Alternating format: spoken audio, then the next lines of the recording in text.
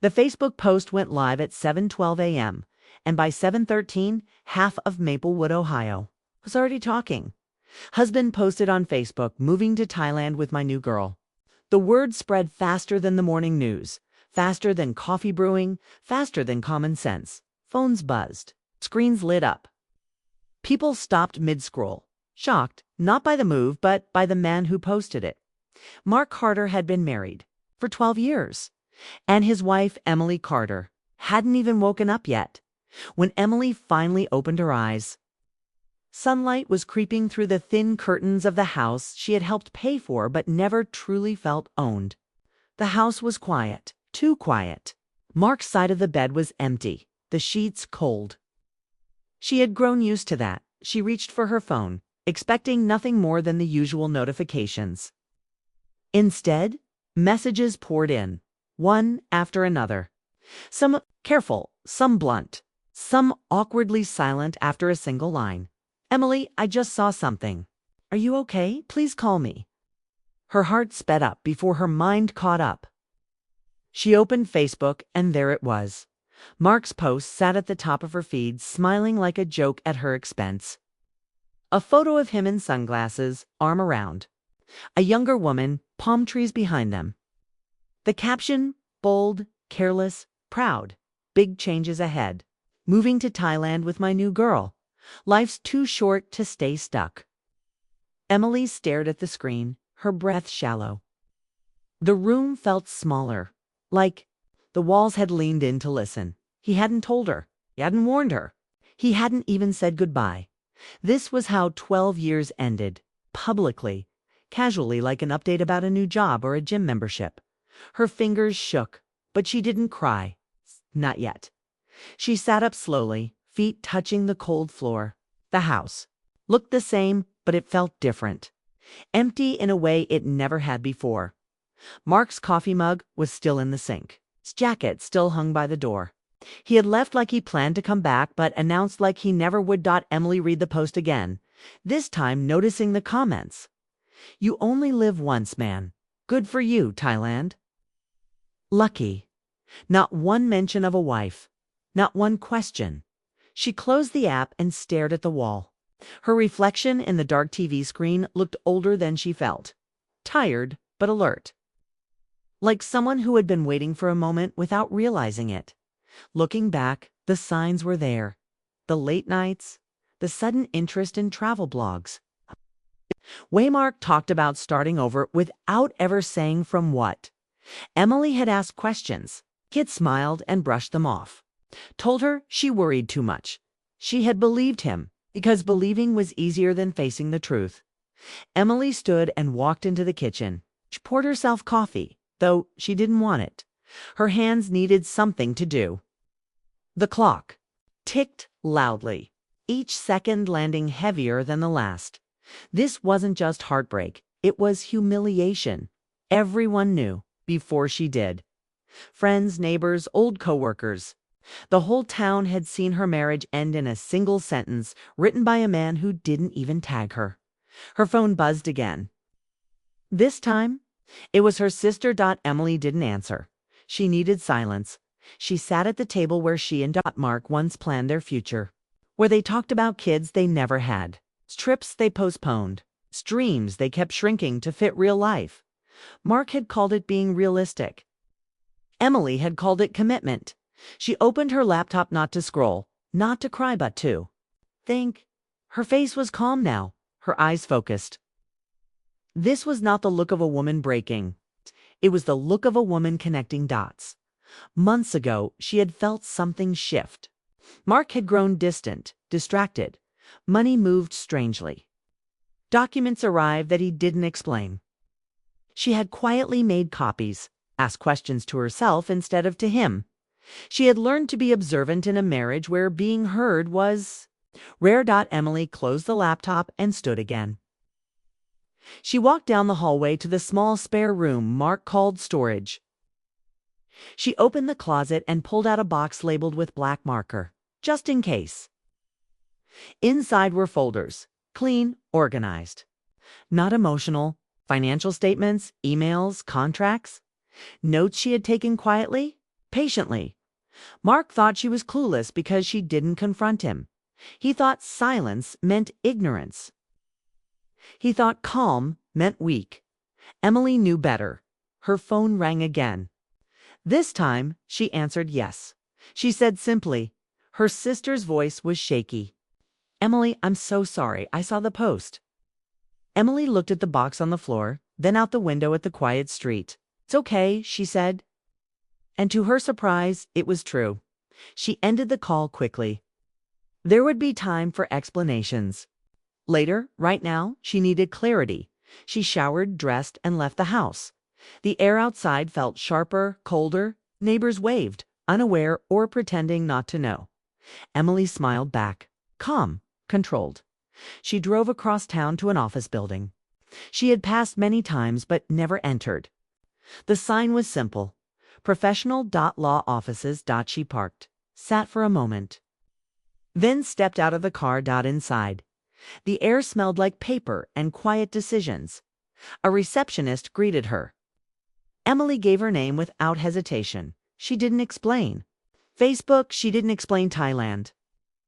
She didn't explain the woman in the photo. She simply said, "I need to talk about my options." As she spoke with the lawyer, Emily felt something unfamiliar but welcome. Respect. She was listened to, taken seriously, not rushed, not dismissed. She didn't ask for revenge. She didn't raise her voice. She asked for clarity. And she got it. When Emily left the office, the sun was lower in the sky. Her life hadn't magically fixed itself. Her marriage wasn't undone in a clean way. But she walked differently now, straighter, stronger. Back at home, she opened Facebook one last time. Mark had posted again. Jokes, photos, likes pouring in. Emily didn't comment. She didn't block him. She didn't message him. She closed the app and turned off her phone. That night, she sat alone at the kitchen table. It's the same one where everything had fallen apart that morning. But now it felt like a starting line instead of an ending. Mark thought he had escaped. He thought he had rewritten the story. He thought Emily was behind him. He was wrong. He had only announced the beginning of a chapter. He didn't understand yet. And Emily was finally ready to turn the page. Mark Carter landed in Bangkok feeling untouchable. The plane had barely touched the tarmac before he was posting again on Facebook, smiling. Sunglasses on, arms around the woman he called his new adventure. Comments flooded in. Living your best life. Thailand looks amazing. Good for you, Mark. He felt unstoppable, like the world had finally caught up to his energy. Like he'd broken free from the boring life Emily supposedly kept him chained to. But Emily wasn't. On his feed. She wasn't reacting. She wasn't watching. And that made him feel invincible. He booked a beachfront condo and sent Markhan's girlfriend selfies to friends back home. The captions were triumphant, almost gloating. New beginnings. Old? What he didn't know was that Emily had been moving too, just not in the way he expected. While Mark chased escape, Emily had been quietly putting pieces together for months. She had consulted with lawyers, accountants, and advisors. She had organized documents, traced finances, and prepared every step of her plan carefully, making sure she could act decisively without haste.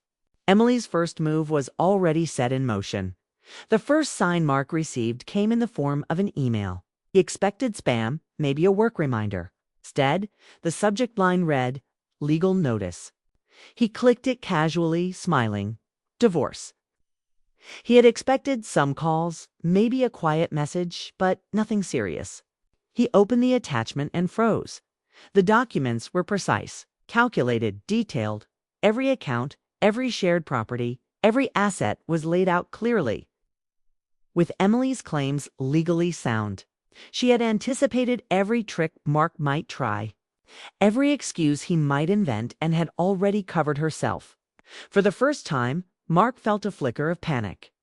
Not fear of the unknown, but fear of being outmaneuvered. He had assumed Emily was still the quiet. That assumption shattered instantly. Then came the second email. This one wasn't from a lawyer. It was from Emily herself. He opened it slowly, trying to brace himself. She wrote simply, politely, almost calmly. She didn't blame. She didn't even vent. She wished him peace. She wished him happiness. And then she informed him that she would be stepping into a role as co-owner and director of the consulting firm he had always claimed was his dream. Mark blinked. He had forgotten about her involvement in the business, or maybe he had assumed it was inconsequential. Now he realized she had quietly managed contracts, handled finances, and contributed significantly to its growth. The firm that had been his pride, the one he flaunted online, was partially hers, and now she would take control. Mark's hands trembled slightly. His new life, the one he had thought was untouchable, suddenly felt precarious. All the bragging, all the selfies, all the likes and comments, it didn't matter. Emily had built a foundation beneath him that he had never. While he had chased novelty and excitement, she had built stability and strength. And now she was ready to claim it. Back in Ohio, Emily sat in her favorite chair, the one by the window overlooking the backyard. The sky was soft with stars, and the cool air carried a sense of calm. She wasn't angry. She wasn't bitter. She didn't feel victorious in the way Mark might have feared. She felt free. For years, she had compromised her own dreams for his whims. Now she could choose herself. She could live by her own rules, build her own future, and finally breathe without restraint. Friends began to notice the change. Emily smiled differently, walked with more confidence, and carried herself like someone who had taken control of her own destiny. It wasn't revenge, which was reclaiming her life.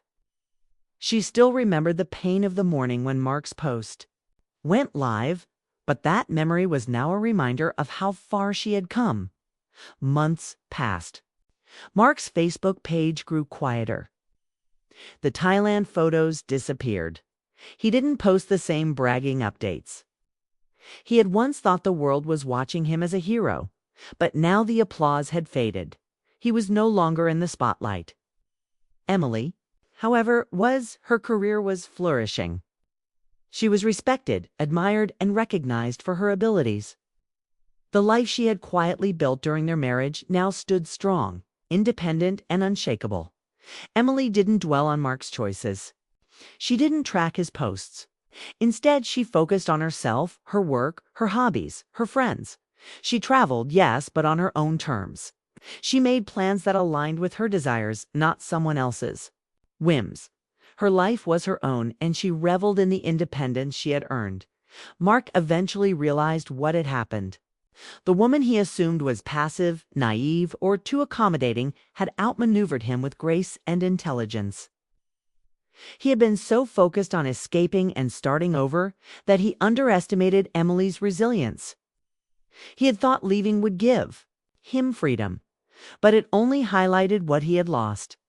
Emily, on the other hand, had learned a valuable lesson herself. She discovered her own strength, her own worth, and her ability to thrive without depending on someone else's validation. The marriage that once defined her life was now a chapter she had closed with dignity and clarity. She didn't need to prove anything to Mark or anyone else. She had proven it to herself. One evening, she sat by her kitchen window, sipping tea and listening to the quiet hum of her home. She scrolled through Facebook out of curiosity and saw Mark's last few posts' vague updates, photos blurred and carefully framed. He was quiet now, almost invisible online. Emily smiled softly. She didn't feel satisfaction or malice. She felt peace. Her life had become richer, fuller, and entirely hers. The world had once believed Mark was the one with all the power, the one in control, the one living boldly. But Emily had learned that real strength isn't loud.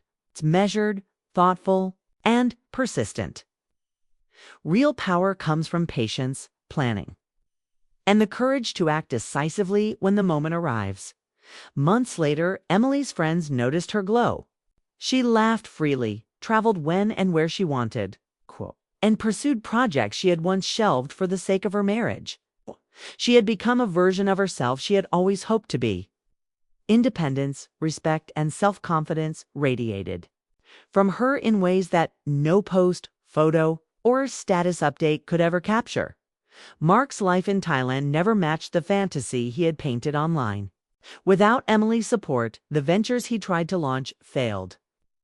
Without her calm guidance, the financial structures he relied on crumbled.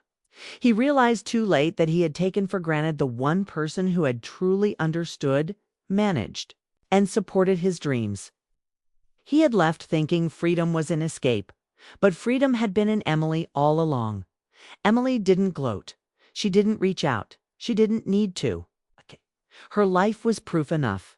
She had faced betrayal, public humiliation, and loss, and had responded not with anger, but with strategy, strength, and grace. Her transformation wasn't about punishing Marquette, was about reclaiming her own identity and her own future.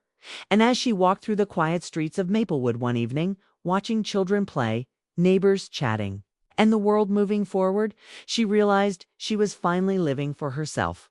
She had been underestimated, overlooked, and betrayed, but she had endured, adapted, and thrived. Mark had announced the end of their life together loudly on social media. But Emily had rewritten the narrative quietly, thoughtfully, and irreversibly. He had thought he was clever. He had thought he had the last word. But Emily had never needed to be loud to be powerful. Her strength was subtle, precise, and lasting by the end of the year. Emily had launched a new project, her own consulting initiative, separate from anything Mark had touched.